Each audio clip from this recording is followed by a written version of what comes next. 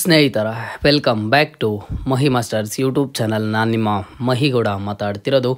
PGCET 2025 ಅಪ್ಡೇಟ್ಗೆ ತಮಗೆಲ್ರಿಗೂ ಆತ್ಮೀಯವಾದ ಸ್ವಾಗತ. ಇವತ್ತಿನ ಈ ವಿಡಿಯೋದಲ್ಲಿ PGCET 2025 ವಿದ್ಯಾರ್ಥಿಗಳಿಗೆ ಡಾಕ್ಯುಮೆಂಟ್ ವೆರಿಫಿಕೇಷನ್ ಬಗ್ಗೆ ಒಂದಿಷ್ಟು ಅಪ್ಡೇಟ್ಸನ್ನು ಕೊಡ್ತೀನಿ. ಸೊ ನಿಮ್ಮಲ್ಲಿ ಸಾಕಷ್ಟು ಡೌಟ್ಸ್ ಆದರೆ ಇದ್ದಾವೆ, ಅದೆಲ್ಲದ್ರ ಬಗ್ಗೆಯೂ ಇವತ್ತಿನ ಈ ವಿಡಿಯೋದಲ್ಲಿ ಸಂಪೂರ್ಣವಾದ ಮಾಹಿತಿ ಆದರೆ ಸಿಗುತ್ತೆ. ಡಾಕ್ಯುಮೆಂಟ್ ವೆರಿಫಿಕೇಷನನ್ನು ಎಲ್ಲಿ ಮಾಡಿಸ್ಬೇಕು, KA ಕಡೆಯಿಂದ ಪ್ರೊಸೀಜರ್ ಯಾವ ರೀತಿ ಇರುತ್ತೆ, ಏನೆಲ್ಲ ಸ್ಟೆಪ್ಸ್ ಇರುತ್ತೆ ಅಂತ ಹೇಳಿಬಿಟ್ಟು ಸೊ ಇವತ್ತಿನ ಈ ವಿಡಿಯೋದಲ್ಲಿ ತಿಳಿಸ್ಕೊಡ್ತೀನಿ. ವಿಡಿಯೋನ ಕಂಪ್ಲೀಟಾಗಿ ವಾಚ್ ಮಾಡಿ. ಚಾನಲ್ಗೆ ಫಸ್ಟ್ ಟೈಮ್ ವಿಸಿಟ್ ಮಾಡಿದರೆ ಅಥವಾ ಇನ್ನೂ ಸಬ್ಸ್ಕ್ರೈಬ್ ಮಾಡ್ಕೊಂಡಿಲ್ಲ ಅಂತ ಅಂದರೆ ಈ ಕೂಡಲೇ ಚಾನಲ್ಗೆ ಲೈಕು ಸಬ್ಸ್ಕ್ರೈಬನ್ನು ಮಾಡ್ಕೊಳ್ಳಿ.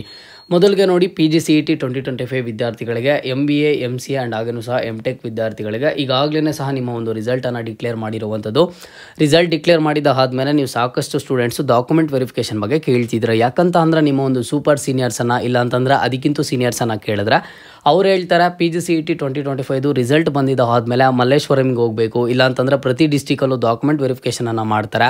ಎಲ್ಲ ಒಂದು ಡಾಕ್ಯುಮೆಂಟ್ಸನ್ನು ರೆಡಿ ಇಟ್ಕೋಬೇಕು, ಅದ್ರ ಮೇಲೆ ಅಟೆಸ್ಟೆಡನ್ನು ಮಾಡಿಸ್ಬೇಕು, ಆಧಾರ್ ಕಾರ್ಡ್ ಆಗಿರ್ಬೋದು, ಕ್ಯಾಸ್ಟ್ ಇನ್ಕಮ್ ಆಗಿರ್ಬೋದು, ಫೈನಲ್ ಪ್ರೀವಿಯಸ್ ಇಯರ್ದು ಮಾರ್ಕ್ಸ್ ಕಾರ್ಡ್ಸ್ ಆಗಿರ್ಬೋದು, ಎಲ್ಲ ಥರದ ಪ್ರಿಂಟ್ಔಟ್ಸನ್ನು ತಗೊಂಡು ಡಾಕ್ಯುಮೆಂಟ್ ವೆರಿಫಿಕೇಷನನ್ನು ಹೋಗಿ ಮಾಡಿಸಿದ್ರೆ ಆ ಡಾಕ್ಯುಮೆಂಟ್ ವೆರಿಫಿಕೇಷನ್ ಮಾಡೋ ಟೈಮಲ್ಲಿ ವೆರಿಫಿಕೇಷನ್ ಸ್ಲಿಪ್ಪನ್ನು ಕೊಡ್ತಾರೆ ಅಂತ ಹೇಳಿಬಿಟ್ಟು ನೋಡಿ. ಕಳೆದ 3 ವರ್ಷಗಳ ಹಿಂದೆ ಆಫ್ಲೈನ್ ಡಾಕ್ಯುಮೆಂಟ್ ವೆರಿಫಿಕೇಷನನ್ನು ನಡೆಸ್ಕೊಟ್ಟಿದ್ರು. ಬಟ್ ಇವಾಗೆಲ್ಲ ಏನಾಗಿದೆ ಅಂತ ಅಂದರೆ PGCET 2025 ವಿದ್ಯಾರ್ಥಿಗಳಿಗೆ KA ಕಡೆಯಿಂದ ಯಾವ ರೀತಿ ಡಾಕ್ಯುಮೆಂಟ್ ವೆರಿಫಿಕೇಷನನ್ನು ನಡೆಸ್ತಾರೆ ಅಂತ ಅಂದರೆ, ಈಗಾಗಲೇ ನೀವು ಅಪ್ಲಿಕೇಶನ್ ಹಾಕೋ ಟೈಮಲ್ಲಿ ಒಂದಿಷ್ಟು ಡಾಕ್ಯುಮೆಂಟ್ಸನ್ನು ಅಪ್ಲೋಡ್ ಮಾಡಿರ್ತೀರಾ.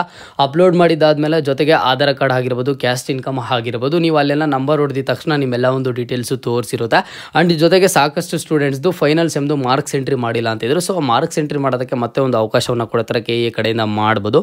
ನಿಮಗೆ ಯಾವ ರೀತಿ ಡಾಕ್ಯುಮೆಂಟ್ ವೆರಿಫಿಕೇಷನ್ ಇರುತ್ತೆ ಅಂತಂದರೆ, ಸಪ್ರೇಟಾಗಿ ಆಫ್ಲೈನಲ್ಲಿ ಎಲ್ಲೂ ಸಹ ಡಾಕ್ಯುಮೆಂಟ್ ವೆರಿಫಿಕೇಷನ್ ಆದರೆ ಇರೋದಿಲ್ಲ. ಇಲ್ಲ ಅಂತಂದರೆ ಆನ್ಲೈನಲ್ಲಿ ಮತ್ತೆ ಡಾಕ್ಯುಮೆಂಟ್ಸನ್ನು ಅಪ್ಲೋಡ್ ಮಾಡಬೇಕು, ಈ ರೀತಿ ಏನೂ ಸಹ ಕೇಳೋದಿಲ್ಲ. ಇಫ್ ಇನ್ ಕೇಸ್ ಏನಾದರೂ ಕೇಳಿದ್ರು ಆನ್ಲೈನಲ್ಲಿ ಯಾವುದಾದ್ರೂ ಡಾಕ್ಯುಮೆಂಟನ್ನು ಅಪ್ಲೋಡ್ ಮಾಡೋದು ಕೊಟ್ಟರೆ ನೆಕ್ಸ್ಟ್ ಅಪ್ಲೋಡ್ ಮಾಡಬೇಕಾಗುತ್ತೆ. ಬಟ್ KA ಕಡೆಯಿಂದ ಲಾಸ್ಟ್ ಟೈಮ್ ಯಾವ ರೀತಿ ನಡೆಸ್ಕೊಟ್ರು ಅಂತ ಅಂದರೆ, PGCET 2025 ವಿದ್ಯಾರ್ಥಿಗಳಿಗೆ ನಿಮಗೂ ಈ ವರ್ಷ ಏನು ಮಾಡ್ತಾರೆ ಅಂತ ಅಂದರೆ, ಈಗಾಗಲೇ ರಿಸಲ್ಟ್ ಬಂದಿದೆ. ರಿಸಲ್ಟ್ ಬಂದಿದ್ದ ಆದಮೇಲೆ ನೆಕ್ಸ್ಟ್ ನಿಮಗೆ ಮಾರ್ಕ್ಸ್ ಎಂಟ್ರಿ ಮಾಡೋದಕ್ಕೆ ಒಂದು ಲಿಂಕನ್ನು ಕೊಡ್ತಾರೆ. ಅದಾದಮೇಲೆ ಡೈರೆಕ್ಟಾಗಿ ವೆರಿಫಿಕೇಷನ್ ಸ್ಲಿಪ್ ಅಂತ ಸಿಗುತ್ತೆ. ಸೊ ಆ ವೆರಿಫಿಕೇಷನ್ ಸ್ಲಿಪ್ಗೆ ನೀವೇನಿಲ್ಲ, ಜಸ್ಟ್ ನಿಮ್ಮ PGCET ನಂಬರನ್ನು ಎಂಟರ್ ಮಾಡಿದ್ದೀರಾ, ಕ್ಯಾಪ್ಚಾ ಎಂಟರ್ ಮಾಡಿದ್ದೀರಾ ಅಂತಂದರೆ ಅಲ್ಲಿ ನಿಮ್ಗೆ ವೆರಿಫಿಕೇಷನ್ ಸ್ಲಿಪ್ ಆದರೆ ಸಿಗುತ್ತೆ. ಅದರಲ್ಲಿ ಬಂದುಬಿಟ್ಟು ನಿಮ್ಮ ಆಪ್ಷನ್ ಎಂಟ್ರಿಗೆ ಯೂಸ್ ಆಗುವಂತಹ ಆಪ್ಷನ್ ಎಂಟ್ರಿ CET ನಂಬರ್ ಆಗಿರ್ಬೋದು, ಆಪ್ಷನ್ ಎಂಟ್ರಿ ಅಪ್ಲಿಕೇಶನ್ ನಂಬರ್ ಆಗಿರ್ಬೋದು, ಪಾಸ್ವರ್ಡು ಮತ್ತೊಂದು ಎಲ್ಲನೂ ಸಹ ನೀಟಾಗಿ ಅಲ್ಲೇ ಕೊಡುತ್ತೆ. ಅದನ್ನು ಇಟ್ಕೊಂಡು ನೀವು ಕಾಲೇಜಸ್ಸನ್ನು ಆಪ್ಷನ್ ಎಂಟ್ರಿ ಮಾಡ್ಕೋಬೋದು ಆಗಿರುತ್ತೆ. ಯಾವಾಗ ಡಾಕ್ಯುಮೆಂಟ್ ವೆರಿಫಿಕೇಷನ್ ನಡೆಯುತ್ತೆ ಅಂತ ಅಂದರೆ, ಈಗ ನೀವು ಫಸ್ಟ್ ರೌಂಡ್ ಆಫ್ ಕೌನ್ಸಿಲಿಂಗ್ಗೆ ಪಾರ್ಟಿಸಿಪೇಟ್ ಮಾಡ್ತೀರಾ, ಒಂದಿಷ್ಟು ಕಾಲೇಜಸ್ಸನ್ನು ಆಪ್ಷನ್ ಎಂಟ್ರಿ ಮಾಡ್ತೀರಾ, ಕಾಲೇಜಲ್ಲಿ ಸೀಟ್ ಅಲಾಟ್ಮೆಂಟ್ ಆಗುತ್ತೆ. PGCET 2025 ಈಗ ನೀವು ಯಾವಾಗ ಒಂದು MBA ಆಗಲಿ MCA ಆಗಲಿ ಕೋರ್ಸಸ್ಗಳಿಗೆ ಒಂದು ಕೌನ್ಸಿಲಿಂಗನ್ನು ಮಾಡಿ ಕಾಲೇಜಸ್ಗೆ ಅಡ್ಮಿಷನ್ ಆಗ್ತೀರಾ, ನೀವು ಅಡ್ಮಿಷನ್ ಆಗೋದಕ್ಕೆ ಹೋಗ್ತಿರಲ್ವ, ಆ ಟೈಮಲ್ಲಿ ನಿಮ್ಮ ಎಲ್ಲ ಒಂದು ಡಾಕ್ಯುಮೆಂಟ್ಸನ್ನು ವೆರಿಫೈ ಮಾಡ್ತಾರೆ. ಓಕೆನಾ? ಯಾವ ರೀತಿ ವೆರಿಫೈ ಮಾಡ್ತಾರೆ ಅಂತ ಅಂದರೆ, ಎಲ್ಲ ಡಾಕ್ಯುಮೆಂಟ್ಸು ವ್ಯಾಲಿಡ್ ಇದೆಯಾ ಇಲ್ವಾ ಅಂತ ಹೇಳಿಬಿಟ್ಟು ವೆರಿಫೈ ಮಾಡ್ತಾರೆ. ಅವಾಗ ಏನಾದರೂ ಡಾಕ್ಯುಮೆಂಟ್ಸ್ ಏನಾದರೂ ವ್ಯಾಲಿಡ್ ಇಲ್ಲ ಅಂತಂದರೆ, ನೀವೇನೋ ಮಿಸ್ಟೇಕ್ಸ್ ಮಾಡಿದಿರ ಅಂತ ಅಂದರೆ ಆಗ ಅಡ್ಮಿಷನ್ ಕ್ಯಾನ್ಸಲ್ ಆಗುವಂಥ ಚಾನ್ಸಸ್ ಆದರೆ ಇರುತ್ತೆ. ಬಟ್ ಆ ರೀತಿ ಯಾರಿಗೂ ಸಹ ನಡೆಯೋದಿಲ್ಲ. ಯಾಕಂತ ಅಂದರೆ ಎಲ್ಲ ಡಾಕ್ಯುಮೆಂಟ್ಸು ವ್ಯಾಲಿಡ್ ಇಟ್ಕೊಂಡೇ ಕೌನ್ಸಿಲಿಂಗ್ ಪಾರ್ಟಿಸಿಪೇಟ್ ಮಾಡ್ತಾರೆ.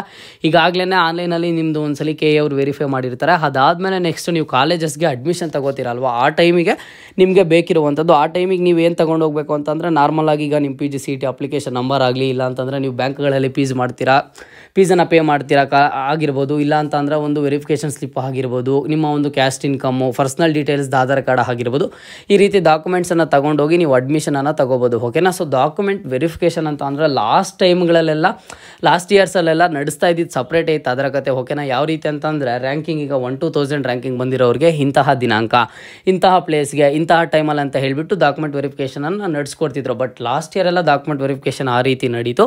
ಈ ವರ್ಷವೂ ಅದೇ ರೀತಿ ನಡೆಯುತ್ತೆ. ಇನ್ ಕೇಸ್ ಏನಾದರೂ ಚೇಂಜಸ್ ಆದರೆ ನಾನು ನಿಮಗೆ ಅಪ್ಡೇಟ್ ಮಾಡಿ ತಿಳಿಸ್ಕೊಡ್ತೀನಿ. ಖಂಡಿತವಾಗ್ಲೂ ಚೇಂಜಸ್ ಆಗುವಂಥ ಚಾನ್ಸಸ್ ಯಾವೂ ಇಲ್ಲ. ಸೊ ಈಗ ಸದ್ಯಕ್ಕೆ ನೀವು ಇಷ್ಟನ್ನು ತಿಳ್ಕೊಳ್ಳಿ. ನೆಕ್ಸ್ಟ್ ನೀವು ಮಾರ್ಕ್ಸ್ ಎಂಟ್ರಿಯನ್ನು ಮಾಡ್ತೀರಾ, ಅದಾದಮೇಲೆ ವೆರಿಫಿಕೇಷನ್ ಸ್ಲಿಪ್ಪು, ಅದಾದಮೇಲೆ ನಿಮಗೆ ಫಸ್ಟ್ ರೌಂಡ್ ಆಫ್ ಕೌನ್ಸಿಲಿಂಗ್ ಆದರೆ ಸ್ಟಾರ್ಟ್ ಆಗುತ್ತೆ.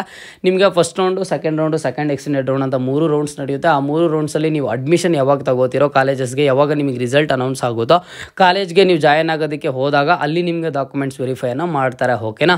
ಇದು ಡಾಕ್ಯುಮೆಂಟ್ ವೆರಿಫಿಕೇಷನ್ ಕುರಿತು ಅಪ್ಡೇಟ್ ಆಗಿತ್ತು. ಆ್ಯಂಡ್ PGCET 2025 ವಿದ್ಯಾರ್ಥಿಗಳಿಗೆ ಒಂದು ಗ್ರೂಪನ್ನು ಮಾಡಿದ್ದೀನಿ, ಟೆಲಿಗ್ರಾಮ್ ಗ್ರೂಪು. ಈಗಾಗಲೇ ಸಹ 1000+ ಸ್ಟೂಡೆಂಟ್ಸು ಅದರಲ್ಲಿ ಜಾಯ್ನ್ ಆಗಿದ್ದಾರೆ. ನಿಮಗೂ ಇಂಟ್ರೆಸ್ಟ್ ಇದ್ದರೆ ನೀವು ಜಾಯ್ನ್ ಆಗಿ ಅವ್ರ ಜೊತೆ ಡಿಸ್ಕಷನನ್ನು ಮಾಡ್ಕೊಳ್ಳಿ. ಓಕೆನಾ? ಇದು ಇವತ್ತಿನ ಮಾಹಿತಿ ಆಗಿತ್ತು. ಮುಂದೆ ಎಲ್ಲ ರೀತಿಯ ಹೆಚ್ಚಿನ PGCET ಕೌನ್ಸಿಲಿಂಗ್ ಅಪ್ಡೇಟ್ಸ್ ಜೊತೆಗೆ ಸಿಗ್ತಾ ಇರೋಣ. ಅಲ್ಲಿಯ ತನಕ take care and keep watching Mahi masters for more updates.